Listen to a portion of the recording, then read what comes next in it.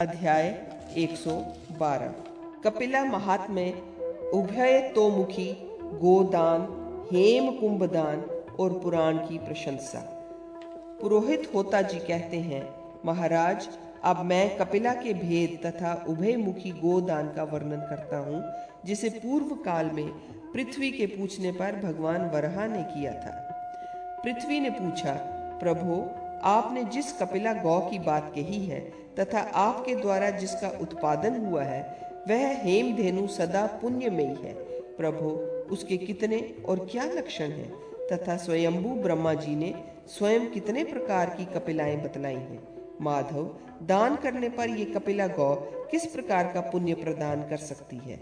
जगत गुरु विस्तार पूर्वक ये प्रसंग मैं आपसे सुनना चाहती हूँ। भगवान वराह कहते हैं, देवी ये प्रसंग पवित्र एवं पापों का नाश करने वाला है। इसे भली भांति बतलाता हूँ, सुनो। इसके सुनने मात्र से ही पुरुष अखिल पापों से मुक्त हो जाता है। वरान ने पूर्व काल में ब्रह्मा जी ने संपूर्ण तेजों का सार एकत्र कर यज्ञों में अग्निहोत्र की संपन्नता के लिए कपिला गौ का निर्माण किया था।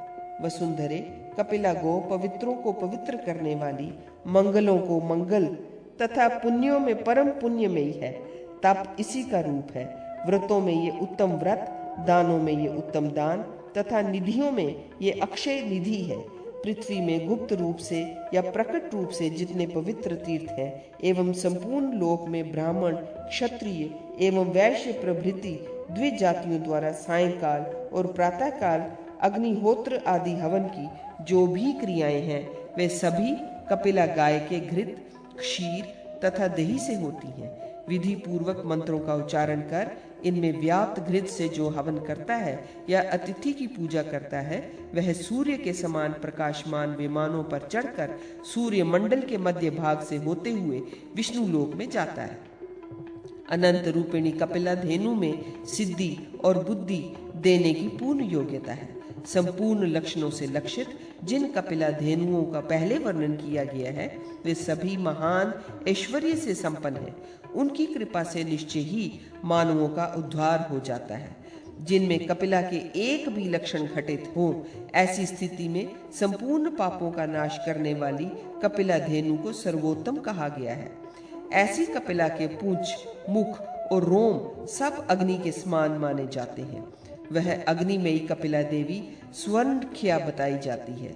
जो ब्राह्मण प्रबल इच्छा के कारण हीन व्यक्ति से ऐसी कपिला धेनु दान में लेकर उसका दूध पीता है तो इस निंदित कर्म के कारण उस अधम ब्राह्मण को पतित के समान समझना चाहिए। जो ब्राह्मण हीन व्यक्तियों से कपिला का दान लेता है उसके पितर उसी समय से अपवित्र स्थान में पड़ जाते हैं। ऐसे ब्राह्मण से बात भी नहीं करनी चाहिए और एक आसन पर भी नहीं बैठना चाहिए। वसुंधरे ब्राह्मण समाज दूर से ही ऐसे प्रतिग्राही ब्राह्मण का त्याग कर दे। यदि ऐसे प्रतिग्राही ब्राह्मण से वार्तालाप हो गया या एक आसन पर बैठ गया तो उस बैठने वाले ब्राह्मण को प्रजापत्य एवं कृच्छ व्रत करना चाहिए, तब उसकी शुद्धि होती है। अन्य करोड़ों विस्तृत दानों की क्या आवश्यकता। एक कपिला गौ का दान ही साधारण 1000 गौओं के दान के समान है। क्षोत्रिय, दरिद्र, शुद्ध आचार वाले तथा अग्निहोत्री ब्राह्मण को एक भी कपिला गौ देना सर्वोत्तम है। गृहाश्रमी पुरुष को चाहिए कि दान देने के लिए जल्दी ही प्रसव करने वाली धेनु का पालन करे। जिस समय वह कपिला धेनु आधा प्रसव करने की स्थिति में हो जाए उसी समय उसे ब्राह्मण को दान कर देना चाहिए। जब उत्पन्न होने वाला बछड़े का मुख योनि के बाहर दिखने लगे और शेष अंग अभी भीतर ही रहे, अर्थात अभी पूरे गर्भ का उसने मोचन नहीं किया, तब तक वह धेनु संपूर्ण पृथ्वी के समान मानी जाती है। वसुंधरे ऐसी गाय का दान करने वाले पुरुष ब्रह्मवादियों से सुपूजित होकर ब्रह्मलोक में उतने करोड़ वर्षों तक निवास करते हैं जितनी की धेनु और बछड़े के रोमों की संख्याएं होती हैं। सोने के सींग, चांदी के खुर से संपन्न करके कपिला गौ ब्राह्मण के हाथ में दे। दान करते समय उस धेनु का पुच्छ ब्राह्मण के हाथ पर रख दे। हाथ पर जल लेकर शुद्ध वाणी से ब्राह्मण से संकल्प पढ़वावे। जो पुरुष इस प्रकार दान करता है उसने मानो समुद्र से घिरी हुई पर्वतों और वनों से तथा रत्नों से परिपूर्ण समूची पृथ्वी का दान कर दिया। इसमें कोई संशय नहीं। ऐसा मनुष्य इस दान से निश्चय ही पृथ्वी दान के तुल्य फल का भागी होता है। वह अपने पितरों के साथ आनंदित होकर भगवान विष्णु के परम धाम में पहुंच जाता है। ब्राह्मण का धन छीनने वाला, गौ घाती अथवा गर्भपात करने वाला पापी, दूसरों को ठगने वाला, वेद निंदक, नास्तिक, ब्राह्मणों का निंदक और सत्कर्म में दोष दृष्टि रखने वाला महान पापी समझा जाता है। किंतु ऐसा घोर पापी भी बहुत से सुवर्णों से युक्त उभयमुखी गौ के दान से संपूर्ण पापों से मुक्त हो जाता है। श्रेष्ठ भावों वाली पृथ्वी देवी दाता को चाहिए कि उस दिन खीर का भोजन करे अथवा दूध के ही सहारे रहे। गोदान के समय ब्राह्मण से प्रार्थना करे, मैं ये उभयमुखी गाय देता हूँ, आप इसे स्वीकार करें। इसके प्रभाव से मेरा इस लोक तथा परलोक में निश्चय ही कल्याण हो। फिर गाय से प्रार्थना करें, अपने वंश की वृद्धि के लिए मैंने तुम्हें दान में दिया, तुम सदा मेरा कल्याण करो। दान देते समय ब्राह्मण उभयमुखी धेनु से प्रार्थना करे, धेनु अपने कुटुंब की रक्षा के लिए मैं दान रूप में तुम्हें स्वीकार कर रहा हूँ। देवताओं की धात्री तुम्हें नमस्कार, रुद्राणी तुम्हें बार बार नमस्कार। तुम्हारी कृपा से मेरा निरंतर कल्याण हो। आकाश तुम्हारा दाता और पृथ्वी गृहीत्री है। आज तक कौन इसे किसके लिए देने में समर्थ हो सका है। वसुंधरे, ऐसा कह लेने पर दाता ब्राह्मण को विदा करे और ब्राह्मण उस धेनु को अपने घर ले जाए। वसुंधरे, इस प्रकार प्रसव के समय गाय का जो दान करता है उसने मानो 7 द्वीपों वाली पृथ्वी का दान कर दिया। इसमें कोई संशय नहीं।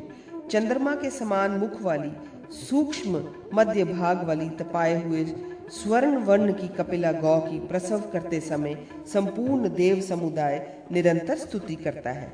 जो व्यक्ति प्रातःकाल उठकर समाहित चित्त से 3 बार भक्ति पूर्वक इस कल्प गोदान विधान को पढ़ता है, उसके वर्ष भर के किए हुए पाप उसी क्षण इस प्रकार नष्ट हो जाते हैं जैसे वायु के झोंके से धूल के समूह। जो पुरुष श्राद्ध के अवसर पर इस परम पावन प्रसंग का पाठ करता है, उस बुद्धिमान पुरुष के अंतर में दिव्य संस्कार भर जाते हैं और पितर उसकी वस्तुओं को बड़े प्रेम से ग्रहण करते हैं। अमावस्या तिथि में ब्राह्मणों के सम्मुख जो इसका पाठ करता है, उसके पितर 100 वर्ष के लिए तृप्त हो जाते हैं। जो पुरुष मन लगाकर निरंतर इसका श्रवण करता है, उसके 100 वर्षों के भी किए हुए पाप नष्ट हो जाते हैं। पुरोहित होता जी कहते हैं, राजेंद्र, इस परम प्राचीन गोदान महिमा के रहस्य को भगवान वराह ने पृथ्वी को सुनाया था। संपूर्ण पापों को शांत करने वाला यह पूरा प्रसंग मैंने तुम्हें सुना दिया। माघ मास के शुक्ल पक्ष की द्वादशी के दिन तिल धेनु का दान करना चाहिए। इसके फल स्वरूप दाता संपूर्ण कामनाओं से संपन्न होकर अंत में भगवान विष्णु के पद को प्राप्त करता है। महाराज, श्रावण मास के शुक्ल पक्ष की द्वादशी तिथि के दिन स्वर्ण के साथ प्रत्यक्ष धेनु का दान करना चाहिए। राजेंद्र, ऐसे तो सभी समय में सब प्रकार की धेनुओं का दान करना उत्तम है, पर इस दान से सब प्रकार के पाप शांत हो जाते हैं और दाता को भुक्ति मुक्ति सुलभ हो जाती है। यह प्रसंग बड़ा विस्तृत है, जिसे मैंने तुमसे संक्षेप में ही बतलाया है। धेनुओं का दान मनुष्य के लिए सब प्रकार की कामनाएं पूर्ण करने वाला है। राजेंद्र, जो ऐसा कुछ भी नहीं करता, वह भूख से अत्यंत पीड़ित होता रहता है। राजन, इस समय कार्तिक का महीना चल रहा है। इसमें भौतिक रत्नों और औषधियों से युक्त ब्रह्मांड का दान करना चाहिए। देवता, दानव और यक्ष सब ब्रह्मांड के ही अंतर्गत हैं। यह संपूर्ण बीजों और रसों से समन्वित है। इसे हेममय बताया गया है। कार्तिक के शुक्ल पक्ष की द्वादशी के दिन अथवा विशेष करके पूर्णमासी के अवसर पर इस रत्न सहित ब्रह्मांड कृति को श्रेष्ठ पुरोहित को भक्ति के साथ दान करें। राजन, ब्रह्मांड भर में जितने तीर्थ हैं तथा जितने दान हैं, वे सभी इस ब्रह्मांड दाता पुरुष के द्वारा संपन्न होंगे, ऐसे समझना चाहिए। संक्षेप से ये प्रसंग तुम्हें बता दिया। राजन, जो पुरुष हजारों दक्षिणाओं से संपन्न होने वाला यज्ञ करता है, वह तो ब्रह्मांड के किसी एक देश की पूजा करता है। पर जो पुरुष इस सारे ब्रह्मांड की अर्चना कर सामग्री दान करता है, उसके द्वारा मानो सभी हवन, पाठ और कीर्तन विधि पूर्वक संपन्न हो गए। इस प्रकार की बात सुनकर राजा ने उसी समय एक स्वर्ण कुंभ में ब्रह्मांड की कल्पना कर विधि पूर्वक उन ऋषि को ब्रह्मांड का दान किया, और उसके फलस्वरूप वह राजा संपूर्ण कामनाओं से संपन्न हो स्वर्ग को चला गया। अतएव राजेंद्र, तुम भी ये दान करके सुखी हो जाओ।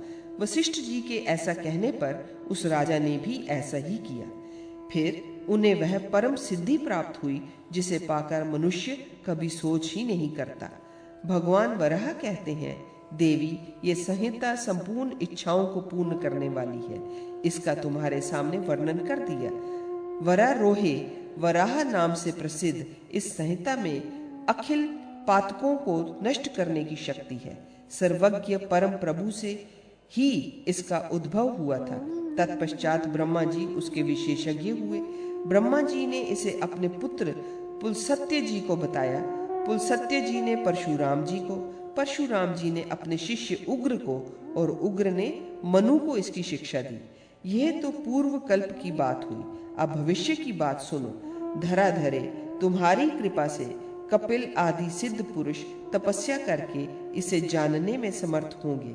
इसी क्रम से फिर इसका ज्ञान वेद व्यास को होगा। व्यास देव के शिष्य रोमहर्षिणी नाम से विख्यात होंगे। वे शुनक के पुत्र शौनक से इसका कथन करेंगे। इसमें कुछ संदेह नहीं। कृष्ण द्वैपायन वेद व्यास जी सबके गुरु होंगे। वे 18 पुराणों के ज्ञाता हैं, जो इस प्रकार कहे गए हैं। पहला ब्रह्म पुराण, दूसरा पद्म पुराण, तीसरा वायु पुराण, चौथा शिव पुराण, पांचवा भागवत पुराण, छठा नारद पुराण, सातवां मार्केंडीय पुराण, आठवां अग्नि पुराण, नवां भविष्य पुराण, 10वां ब्रह्म वैवर्त पुराण, 11वां लिंग पुराण, 12वां वाराह पुराण, 13वां स्कंद पुराण, 14वां वामन पुराण, 15वां कूर्म पुराण, 16वां मत्स्य पुराण, 17वां गरुड़ पुराण और 18वां ब्राह्मण पुराण। वसुंधरे, जो पुरुष कार्तिक मास की द्वादशी तिथि के दिन भक्ति पूर्वक इसका पठन एवं व्याख्यान करते हैं, वह यदि संतानहीन हो तो उसे अवश्य ही पुत्र की प्राप्ति होती है। प्राणियों को आश्रय देने वाली देवी, जिसके घर में ये लिखा हुआ प्रसंग सदा पूजित होता है, उसके यहाँ स्वयं भगवान नारायण विराजते हैं। जो भक्ति के साथ निरंतर इसका श्रवण करता है तथा सुनकर भगवान आदि वराह से संबंध रखने वाले इस वराह पुराण की पूजा करता है, उसने मानो सनातन भगवान विष्णु की पूजा कर ली। वसुंधरे, इसे सुनकर इस ग्रंथ तथा भगवान की गंध पुष्पमाला और वस्त्रों से पूजन तथा भोजन वस्त्र द्वारा ब्राह्मणों का सम्मान करना चाहिए। यदि राजा हो तो अपनी शक्ति के अनुसार बहुत से ग्राम देकर इस पुस्तक वराह पुराण की पूजा करे। ऐसा करने वाला मानव संपूर्ण पापों से मुक्त होकर भगवान विष्णु के सायुज्य को प्राप्त कर लेता है। अध्याय 113 पृथ्वी द्वारा भगवान की विभूतियों का वर्णन। निमिषारण्य के ऋषि शास्त्र में सूत जी ने कहा कि एक बार श्री सनत कुमार जी भ्रमण करते हुए पृथ्वी से आकर मिले और पूछा, देवी, जिनके आधार पर तुम अविलंबित हो तथा जिन वराह भगवान से तुमने पुराण का श्रवण किया है, उसके तत्पूर्वक कहने की कृपा करो।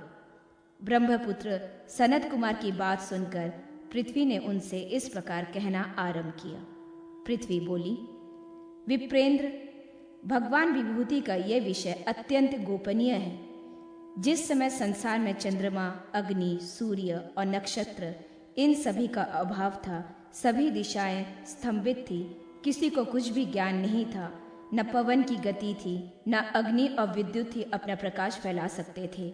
उस समय परम प्रभु परमात्मा ने मत्स्य का अवतार धारण कर रसातल से वेदों का उद्धार किया। फिर उन्होंने कुर्म का अवतार धारण कर अमृत प्रकट किया। हिरण्यकशिपु वर पाकर गर्वीला हो गया था। उस समय भगवान ने नरसिंह का अवतार धारण कर उसका संहार करके प्रहलाद तथा विश्व की रक्षा की। इसी प्रकार उन्होंने परशुराम तथा राम का अवतार धारण कर रावण आदि दुष्टों का संहार किया और भगवान वामन द्वारा बलि बांधे गए। फिर सृष्टि के आरंभ में जब मैं समुद्र में डूबी जा रही थी, तब मैंने भगवान से प्रार्थना की, जगत प्रभु, आप संपूर्ण विश्व के स्वामी हैं। देवेश, आप मुझ पर प्रसन्न होइए। माधव, भक्ति पूर्वक मैं आपकी शरण में पहुंची हूँ, आप कृपा करें। सूर्य, चंद्र, यमराज और कुबेर, इन रूपों में आप ही विराजमान हैं। इंद्र, वरुण, अग्नि, पवन, शर, अक्षर, दिशा, विदिशा आप ही हैं। हजारों युगों युगांतरों के समाप्त हो जाने पर आप सदा एकता स्थित रहते हैं। पृथ्वी, जल, तेज, वायु और आकाश, ये 5 महाभूत तथा शब्द, स्पर्श, रूप, रस और गंध, ये 5 विषय आपके ही रूप हैं। ग्रहों सहित संपूर्ण नक्षत्र तथा कला, काष्ठा और मुहूर्त आपके ही परिणाम हैं। सूर्य, चंद्र आदि ज्योतिष चक्र और ध्रुव, इन सब में आप ही प्रकाशित होते हैं। मास, पक्ष, दिन, रात, ऋतु और वर्ष, ये सब में भी आप ही हैं। नदियाँ, समुद्र, पर्वत तथा सर्प आदि जीवों के रूप में परम प्रसिद्ध आप ही हैं। मरु, मद्राचल, विंध्य, मलय, दुर्धर, हिमालय, निषद आदि पर्वत और प्रधान आयुषद सुदर्शन चक्र, ये सब आपके ही रूप हैं। आप धनुषों में शिव जी के धनुष पिनाक हैं। योगों में उत्तम सांख्य योग है। लोकों के लिए आप परम पर्याय भगवान श्री नारायण हैं। यज्ञों में आप महायज्ञ हैं और यूपों में आप स्थिर रहने की शक्ति हैं। वेदों में आपको सामवेद कहा जाता है। आप महाव्रतधारी पुरुष के वेद तथा वेदांग हैं। गर्जना, बरसना आपके द्वारा ही होता है। आप ब्रह्म हैं। विष्णु, आपके द्वारा अमृत का सृजन होता है, जिसके प्रभाव से जनता जीवन धारण कर रही है। श्रद्धा, भक्ति, प्रीति, पुराण और पुरुष में भी आप ही हैं। ध्येय और अध्याय, सारा जगत जो कुछ भी इस समय वर्तमान है, वो आप ही हैं। 7 लोकों के स्वामी को भी आपको ही कहा जाता है। काल, मृत्यु, भूत, भविष्य, आदि, मध्य, अंत, मेघा बुद्धि और स्मृति आप ही हैं। सभी आदित्य आप ही के रूप हैं। युगों का परिवर्तन करना आप ही का कार्य है। आपकी तुलना किसी से नहीं की जा सकती, अतः आप अप्रेमीय हैं। आप नागों में शेष तथा सर्पों में तक्षक हैं। उग्रह, प्रवह, वरुण रूप में आप ही विराजते हैं। आप ही इस विश्व लीला के मुख्य सूत्रधार हैं। सभी ग्रहों के ग्रह देवता आप ही हैं। सबके भीतर विराजमान, सबके अंतर आत्मा और मन आप ही हैं। विद्युत और वैद्युत एवं महाधूति में ये आपके ही अंग हैं। वृक्षों में आप, वनस्पति में आप तथा क्षत्रियों में श्रद्धा आप ही हैं। आप ही गरुड़ बनकर अपने आत्म रूप को वाहन करते हैं और उनकी सेवा में प्रणाय करते रहते हैं। दुंदुबी और नेमी घोष, ये जो शब्द होते हैं, वे आपके ही रूप हैं। निर्मल आकाश आपका ही रूप है। आप ही जय और विजय हैं। सर्वस्वरूप, सर्वव्यापी, चेतन और मन भी आप ही हैं। ऐश्वर्य भी आपका स्वरूप है। आप पर एवं परमात्मक हैं। विष एवं अमृत भी आप ही के रूप हैं। प्रभु, आपको मेरा बारंबार प्रणाम है। लोकेश्वर, मैं डूबी जा रही हूँ, आप मेरी रक्षा करें। ये भगवान केशव की स्तुति है। व्रत में दृक् स्थित रखने वाले जो पुरुष इसका पाठ करता है, वह यदि रोगों से पीड़ा पा रहा हो तो उसका दुख दूर हो जाता है। यदि बंधन में पड़ा हो तो उससे मुक्ति हो जाती है। अपुत्री पुत्रवान बन जाता है। दरिद्र को संपत्ति सुलभ हो जाती है। विवाह की कामना वाले अविवाहित व्यक्ति का विवाह हो जाता है। कन्या का सुंदर पति प्राप्त होता है। महान प्रभु भगवान माधव की इस स्तुति का जो पुरुष साय और प्रातः पाठ करता है, वो भगवान विष्णु के लोक में चला जाता है। इस विषय में कुछ भी अन्यथा विचार नहीं करना चाहिए। भगवान की कही हुई ऐसी वाणी को जब तक परिचर्चा होती रहती है, तब तक पुरुष स्वर्गलोक में सुख पाता है। श्री वराह अवतार का वर्णन। सूत जी कहते हैं, पृथ्वी ने जब भगवान नारायण की इस प्रकार स्तुति की तो परम समर्थ भगवान केशव उन पर प्रसन्न हो गए। फिर कुछ समय तक योगी जनित धन्य सामर्थ्य स्थित रहे। तदनंतर वह मधुर स्वर में पृथ्वी से कहने लगी, देवी, मैं पर्वतों और वनों सहित तुम्हारा शीघ्र ही उद्धार करूंगा। साथ ही पर्वत सहित सभी समुद्रों, सरिताओं और द्वीपों में भी धारण करूंगा। इस प्रकार भगवान माधव ने पृथ्वी को आश्वासन देकर एक महान तेजस्वी बराह का रूप धारण किया और 6000 योजन की ऊंचाई तथा 3000 योजन की चौड़ाई में यूं 9000 योजन की परिणाम में उनका वग्रह किया। फिर अपनी बाईं दाढ़ की सहायता से पर्वत, वन, द्वीप, नगरों सहित पृथ्वी को समुद्र के ऊपर उठा लिया। कई विज्ञान संगत पर्वत जो पृथ्वी से लगे हुए थे वे समुद्र में गिर पड़े। उनमें से तो कुछ संध्याकालीन मेघों की तरह विचित्र शोभा प्रकट कर रहे थे और कुछ निर्मल चंद्रमा की तरह भगवान वराह के मुख पर लगे सुशोभित हो रहे थे। उनमें से कुछ पर्वत भगवान चक्रपाणि के हाथों में इस प्रकार सुशोभित हो रहे थे मानो कमल खिले हों। इस प्रकार भगवान वराह अपनी दाढ़ पर 1000 वर्षों तक समुद्र सहित पृथ्वी को धारण किए रह गए। उस दाढ़ पर जैसे युगों का काल परिणाम व्यतीत हो गया। फिर 71वें कल्प में कर्म प्रजापति का प्रकट्य हुआ। तब से अविनाशी भगवान विष्णु पृथ्वी के आराध्य ध्येय माने जाते हैं। परंपरा के अनुसार यही उत्तम वराह कल्प कहलाया गया। तदनंतर पृथ्वी ने भगवान से प्रश्न किया, भगवान आपकी प्रसन्नता का आधार क्या है और कैसा है? प्रातः एवं सायंकाल की संध्या का स्वरूप क्या है?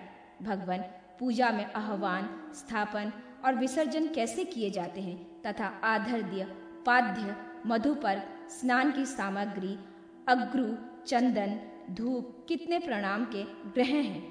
शरद, हेमंत, शिशिर, वसंत, ग्रीष्म और वर्षों की ऋतुओं में आपकी आराधना का क्या विधान है?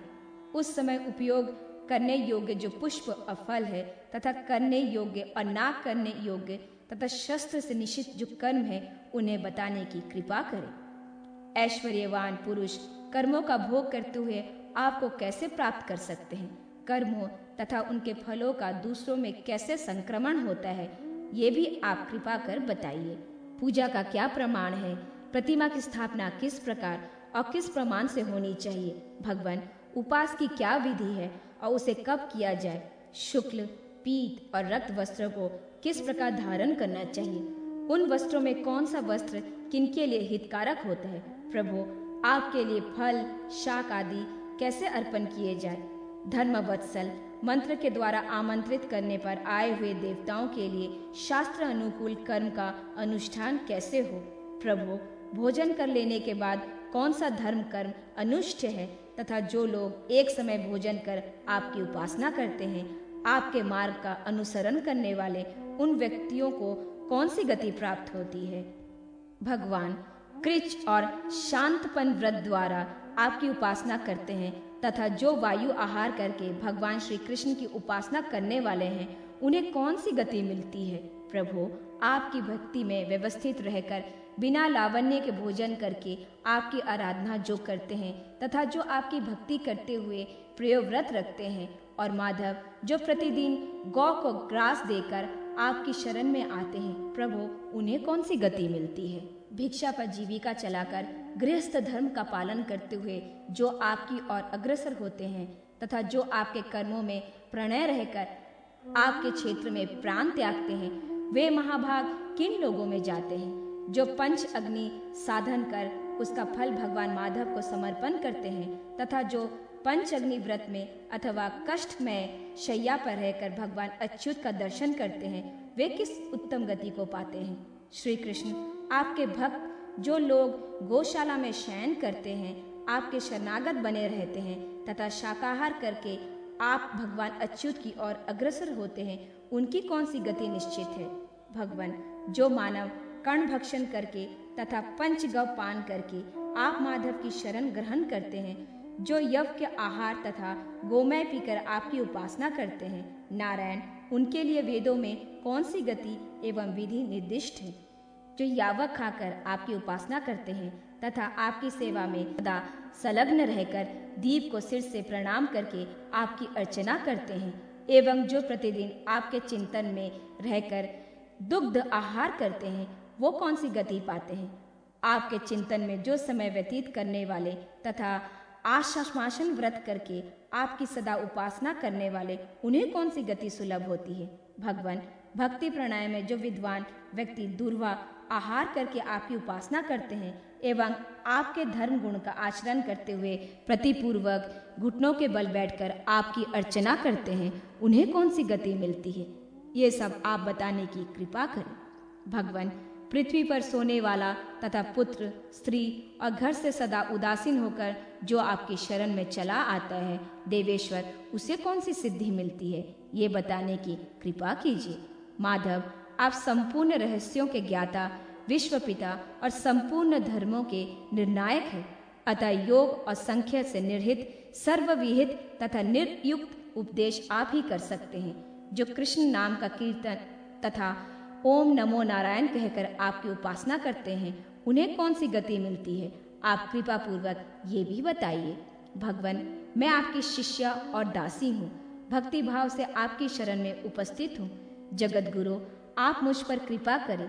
लोक में धर्म के प्रचार हेतु आप इस धर्म रहस्य को मुझसे कहने की कृपा करें। अध्याय 115 विविध धर्मों की उत्पत्ति। सूत जी कहते हैं, उस समय पृथ्वी की बात सुनकर भगवान नारायण ने कहा, जगत को आश्रय देने वाली देवी, मैं अब स्वर्ग में सुख देने वाले साधनों को तुम्हें बतलाऊंगा। मैं श्रद्धा रहित प्राणी के सैकड़ों यज्ञों और हजारों प्रकार के दान आदि धर्मों से संतुष्ट नहीं होता, न ही मैं धन से प्रसन्न होता हूँ। किंतु माधवी, यदि कोई व्यक्ति चित्त को एकाग्र करके श्रद्धा पूर्वक मेरा ध्यान स्मरण करता है, वो चाहे बहुत दोषों से युक्त भी क्यों न हो, मैं उसके व्यवहार से सदा संतुष्ट रहता हूँ। पृथ्वी देवी, जो अत्यंत बुद्धिमान पुरुष मुझे आधी रात, अंधकारपूर्ण समय, मध्यरान एवं अपराह्न के समय निरंतर नमस्कार करते हैं, मैं उन पर सदा संतुष्ट रहता हूँ।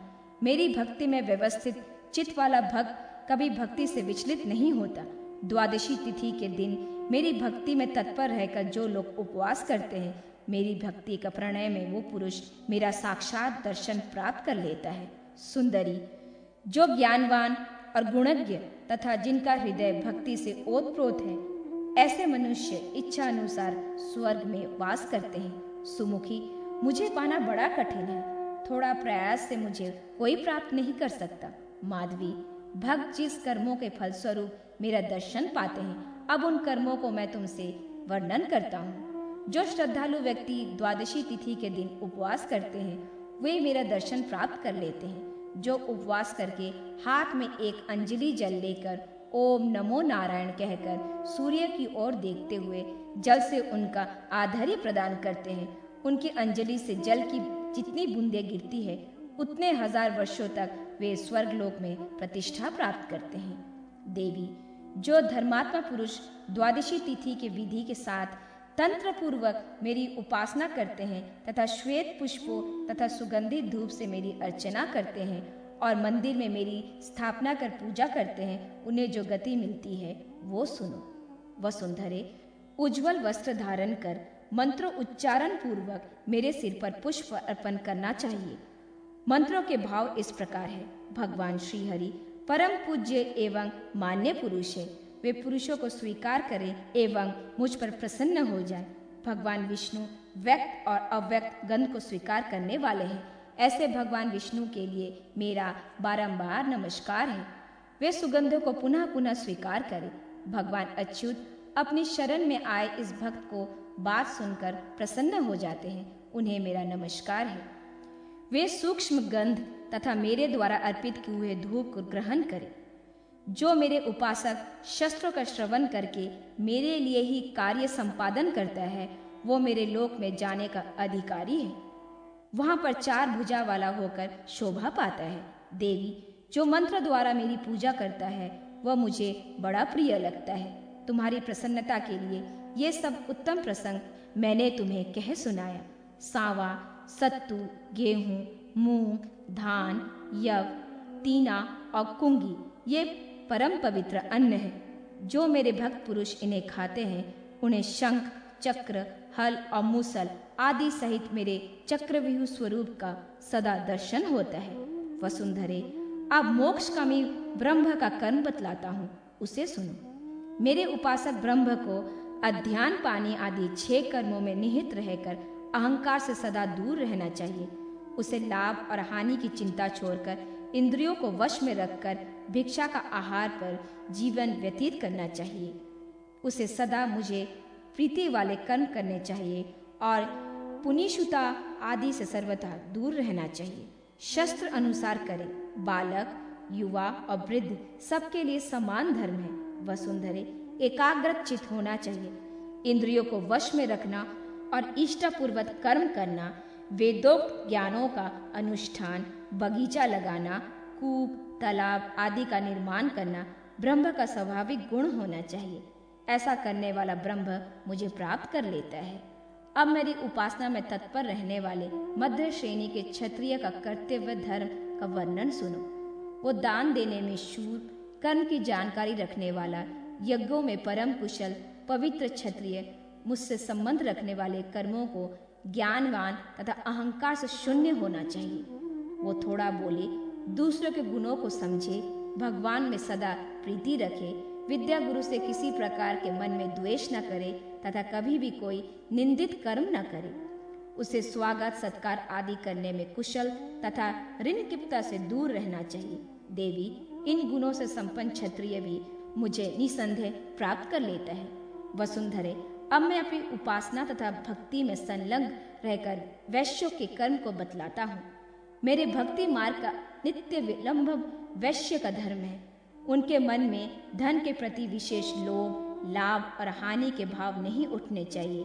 वह ऋतु काल में अपने ही स्त्री के पास जाए। वह अपने अंतकरण में सदा शांति और संतोष बनाए रखे। वह मोह में ना पड़े, पवित्र एवं निपुण रहकर व्रतों के अवसर पर उपास करे और सदा मेरी उपासना में रुचि रखे। वह नित्य गुरु की पूजा करे तथा अपने सेवकों पर दया करे।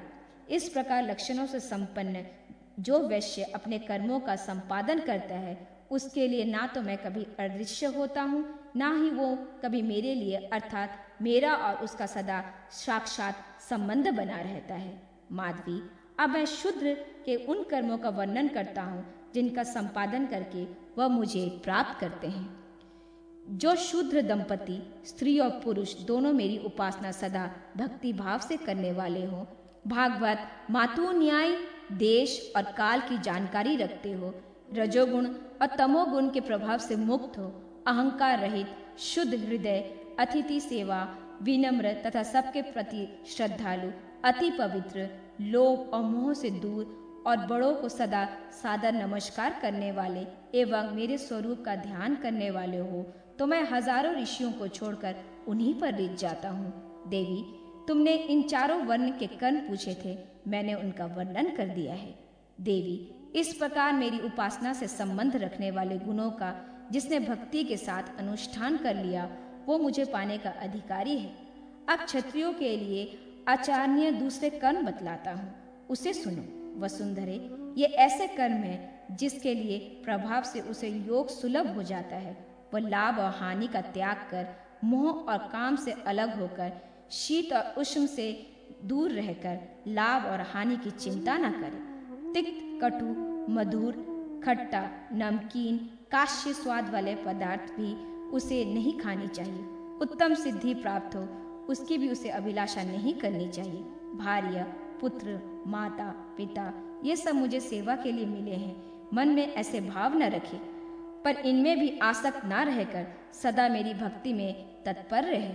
वह धैर्यवान, कार्यकुशल, श्रद्धालु एवं व्रत का पालन करने वाला हो, उत्सुकता के साथ सदा कर्तव्य कर्म में तत्पर रहने वाला, निंदित कर्मों से अलग रहने वाला और जिसका बचपन यौवन समान रूप से धर्म में बीता हो, जो भोजन थोड़ा करे, कुलीनता से रहे, संपूर्ण प्राणियों पर दया करने वाला हो, प्रातःकाल जगने वाला, क्षमाशील, पर्वत काल में मौन रहने वाला और जब तक कर्म की समाप्ति ना हो तब तक उसे निरंतर करने वाला, ऐसा क्षत्रिय योग का अधिकारी होता है। निश्चित धर्म के पथ पर रहकर अखाद्य वस्तु का त्याग कर धर्म का अनुष्ठान में जो लीन रहे, वह अपना मन सदा मुझ में लगाए रहे। वह यथा समय मल मूत्र का त्याग कर स्नान कर ले, पुष्प, चंदन और धूप को मेरी पूजा की सामग्री मानकर उनका संग्रह करने में सदा लगा रहे। कभी कंदमूल और फल से ही अपने शरीर का निर्वाह करे, कभी दूध, कभी सत्तू और कभी केवल जल का ही आहार पर रहे, कभी छठी सांझ कभी चौथी सांझ तथा कभी अनुकूल समय में निर्दोष फल मिल जाए तो उनका आहार करे। वसुंधरे 10 दिन, एक पक्ष तथा एक मास में कुछ स्वतः मिल जाए उसी का आहार करे। इस प्रकार जो 7 वर्ष तक मेरी आराधना करता है तथा पूर्व कथित कर्म से स्थिति बनी रहती है, ऐसा क्षत्रिय योग का अधिकारी होता है तथा योगी लोग भी उसका दर्शन करने आते हैं।